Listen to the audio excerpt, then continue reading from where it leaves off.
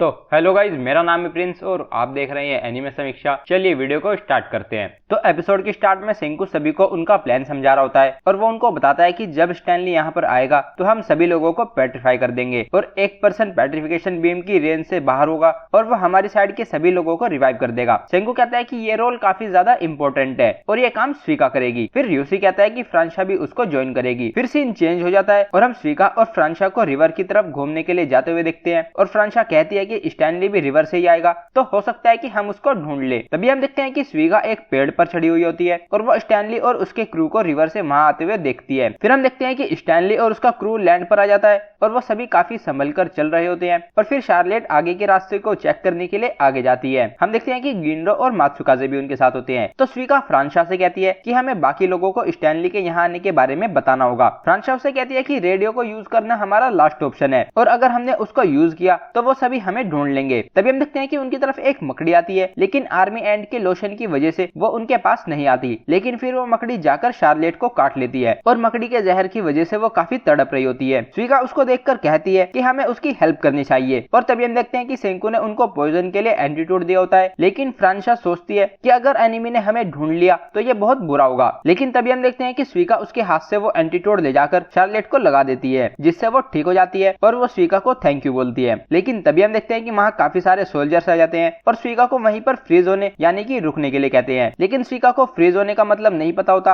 और वो वहां से भागने लगती है और वो सभी सोल्जर्स भी उसके पीछे जाने लगते हैं। ये सब देखकर फ्रांशा सोचती है कि हम खतरे में हैं, क्योंकि स्वीगा को नहीं पता कि फ्रीज का क्या मतलब होता है। फिर हम देखते हैं कि वो स्वीगा को गाइड कर रही होती है कि उसको कहां पर जाना है और फ्रांशा सोचती है कि मेरे पास सिर्फ एक नाइफ है और मैं लड़ नहीं सकती, जिसका मतलब, और फिर वो उस नाइफ को मात्सुकाजे की तरफ फेंक देती है और फिर मात्सुकाजे एक सोल्जर के ऊपर से जंप करके उस नाइफ को पकड़ लेता है। लेकिन वो खुद के हाथों को नहीं खोल सकता तो वो गिंडो की रस्सियों को खोल देता है। लेकिन हम देखते हैं कि गिंडो सोचता है कि मात्सुकाजे तुमने ऐसा क्यों किया। हम देखते हैं कि गिंडो काफी डर रहा होता है और सोचता है कि मेरे कुछ भी करने पर वो मुझको मार देंगे। लेकिन फिर मात्सुकाजे के उसमें विश्वास को देखकर वो हिम्मत जुटाता है और एक डंडे से उन सोल्जर्स पर अटैक कर देता है। गिंडो उनके अटैक से बचता हुआ उन पर अटैक करके उन सभी सोल्जर्स को नीचे गिरा देता है। लेकिन फिर स्टैनली वहां आकर उस पर अटैक करके उसके डंडे को तोड़ देता है और फिर वो गिंडो को पकड़ लेते हैं। यह सब देखकर फ्रांशा सोचती है कि स्टैनली ने ये सब पहले क्यों नहीं किया। इसका एक ही पॉसिबल रीजन हो सकता है, स्टैनली को गिंडो और मात्सुकाजे होस्टेज के लिए चाहिए। उन दोनों के शरीर पर कोई घाव नहीं है और उनको वॉर के प्रिजनर्स की तरह रिस्पेक्ट और सभी रूल्स के अकॉर्डिंग रखा जा रहा है और ये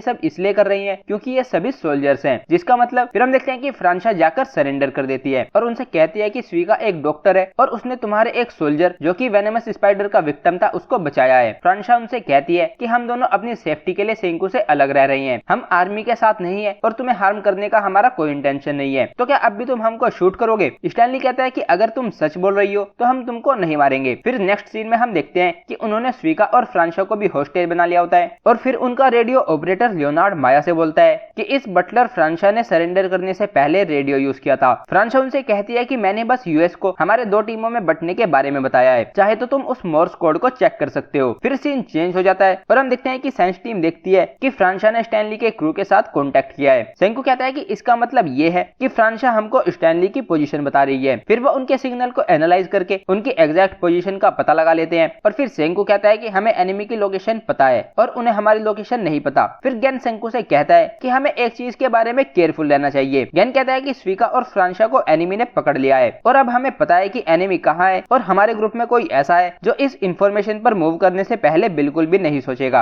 और हमको उसको रोकना चाहिए। फिर गेन अपने आसपास देखता है, लेकिन वो देखता है कि वो पर्सन यानी कि कोहाकू वहां पर नहीं होती और वो एनिमी की तरफ गई होती है। र्यूसी कहता है कि ये डेंजरस है, लेकिन हमारी विक्ट्री के लिए ये बेस्ट मूव हो सकती है। सेंकु कहता है कि सही कहा, हमें स्टैनली को रोकने के लिए गोरिल्ला वॉरफेयर पर रिलाई करना होगा। फिर हम स्टैनली के क्रू को देखते हैं जो साइंस टीम की तरफ बढ़ रहे होते हैं और स्वीका उनको देखकर उनसे डर रही होती है क्योंकि वो उनके फुटप्रिंट से उनके फोर्ट्रेस की तरफ जा रहे होते हैं। तभी हम कोहाकू को वहां पर देखते हैं जो छुपकर उन सबको देख रही होती है। कोहाकू उन सभी को देखकर बोलती है कि फ्रंट वाला सोल्जर वायर्स और ट्रैप्स का ध्यान रख रहा है, उसके पीछे उनका लीडर उनके ऊपर और आसपास का ध्यान रख रहा है और उनका रेडियो ऑपरेटर उनके लेफ्ट और राइट फ्लैंक पर ध्यान रख रहा है, उनका पीछे वाला गार्ड उनके पीछे का ध्यान रख रहा है और वो सभी इस तरह से मूव कर रही है कि वहां पर कोई भी ब्लाइंड स्पॉट नहीं है। तभी हम देखते हैं कि सुकासा और ह्यूगा भी वहां जाते हैं और सुकासा उससे कहता है कि वो 21st सेंचुरी के कॉम्बैट प्रोफेशनल्स हैं, वो हर सिचुएशन के लिए ट्रेंड और रेडी हैं और उनसे डायरेक्टली फाइट करने पर तुम्हारा कोई चांस नहीं है। फिर ह्यूगा अपने स्पेयर का यूज करके सुकासा को एक रस्सी पकड़ाता है और हम देखते हैं कि वो रस्सी रस्सी क्रोम वाले ट्रैप से जुड़ी होती है और उस ट्रैप के फोन में उन्होंने प्लास्टिक बोतल को तोड़ने की आवाज को रिकॉर्ड किया होता है और वो उस साउंड को स्लो स्पीड में चलाते हैं जिससे उसकी साउंड रियल गन चलने की आवाज जैसी लगती है। फिर हम देखते हैं कि सुकासा ने वो रस्सी खींच दी होती है जिसकी वजह से वो ट्रैप एक्टिवेट हो जाता है और उसमें से गन चलने की आवाज आने लगती है। ये आवाज सुनकर वो सभी सोल्जर्स चौकन्ना हो जाते हैं और स्टैनली के ऑर्डर से कुछ सोल्जर्स उस साइड पर गन चलाने लगते हैं और कुछ सोल्जर्स दूसरी साइड से उस तरफ जाने लगते हैं। कोहाको सुकासा से पूछती है कि उनकी टीम का एक पार्ट इस तरफ आ रहा है, क्या उन्होंने हमें ढूंढ लिया? सुकासा कहता है कि नहीं, ऐसा नहीं है। सुकासा कहते हैं कि कुछ समय में वो समझ जाएंगे कि ये गन शॉट फेक है, लेकिन फिर भी वो अपना गार्ड डाउन नहीं करेंगे और एक एम्बुश की तरह मिलिट्री की थ्योरी से ही रिस्पॉन्स करेंगे। कोहाको कहती है कि तो फिर अभी चांस होने पर हमें स्विका और फ्रांशा को रेस्क्यू कर लेना चाहिए। सुकासा कहता है कि स्टैनली के पास होने की वजह से ये आसान नहीं होगा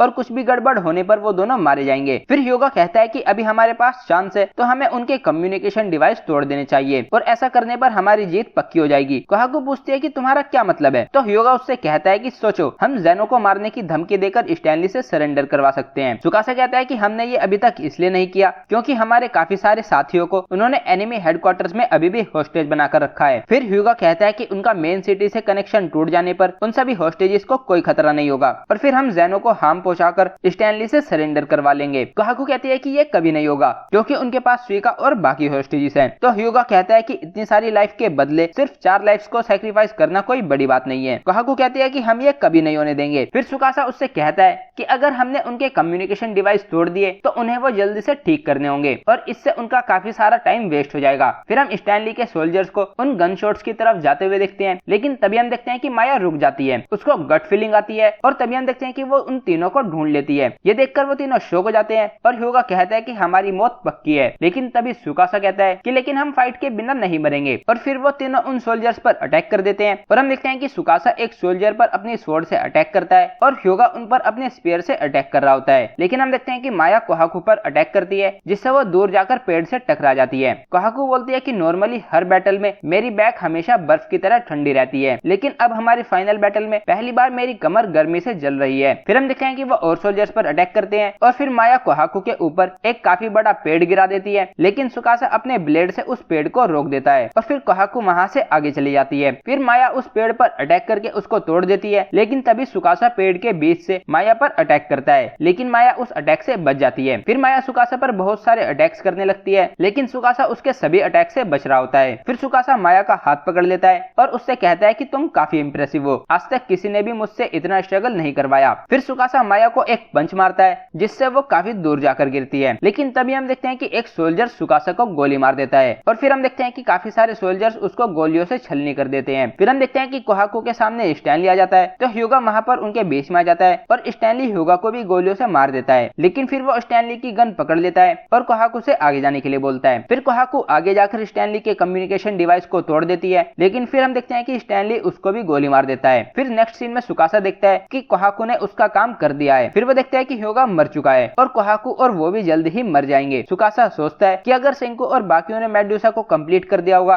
तो शायद मेडुसा मरे हुए पर्सन को वापस से जिंदा कर पाए। उसने मेरी सिस्टर मिराए और मुझे भी ठीक कर दिया था। ये इस पर डिपेंड करता है कि हमारे सेल्स को किस तरह से प्रिजर्व किया गया है, क्योंकि अगर ऐसा है तो फिर सुकासा कहता है कि मैंने तो ये रियलाइज नहीं किया, मैंने अपनी पूरी जिंदगी सेंको की साइंस के हवाले कर दी जिसे मैं एक समय पर खत्म करना चाहता था और वो अब एक होप बन चुकी है। फिर हम देखते हैं कि एपिसोड यहीं पर एंड हो जाता है। तो गाइज ये था episode 8 of the doctor stone season 4 part 2। अगर आपको वीडियो पसंद आई है तो वीडियो को लाइक कीजिए, चैनल को सब्सक्राइब कीजिए, प्रेस कीजिए बेल आइकन को। मैं मिलता हूँ आपसे नेक्स्ट वीडियो में। Thank you.